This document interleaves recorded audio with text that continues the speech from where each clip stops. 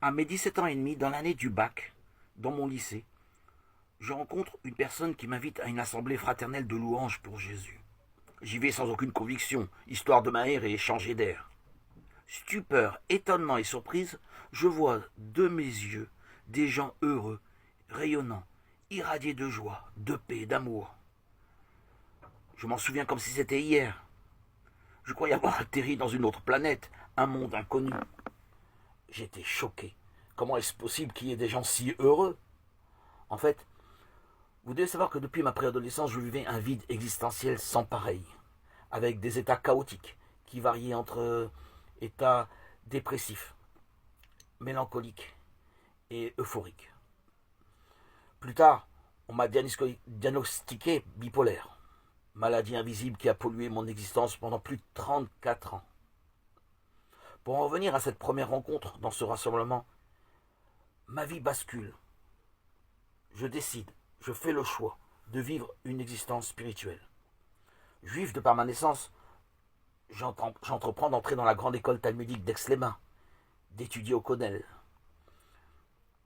lieu d'études. 2 ans plus tard, j'entreprends d'étudier à l'école talmudique de Mehacharim, le quartier orthodoxe, ultra-orthodoxe au centre de Jérusalem. Puis, avec les années, je prends de l'âge, je suis fatigué.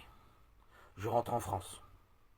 Je fais une dernière école religieuse talmudique, celle de Brunois, une école Lubavitch.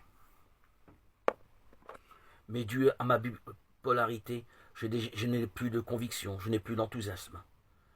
Je poursuis toujours mes prières, mais il me manque l'essentiel, la substance, la vitalité que j'ai trouvée ces gens animés de l'esprit de vie à mes 17 ans et demi. Je suis toujours triste, malheureux, dépressif à cette époque. Donc je décide que ces gens qui sont animés de l'esprit de vie qu'offre Jésus-Christ pour tous ceux qui croient, doit être la voie que je dois suivre pour retrouver peut-être un peu de joie de vivre, une raison d'être. Donc j'entreprends secrètement de lire l'Évangile et je maintiens dans le secret de mon cœur mon amour pour Jésus, pour la parole. Et tout cela en secret.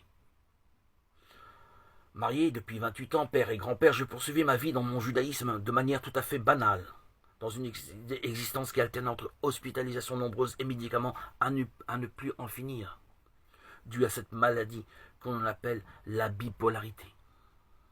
À l'époque, on m'appelait le maniaco-dépressif. J'étais condamné, perdu, désespéré. Je subissais les ténèbres.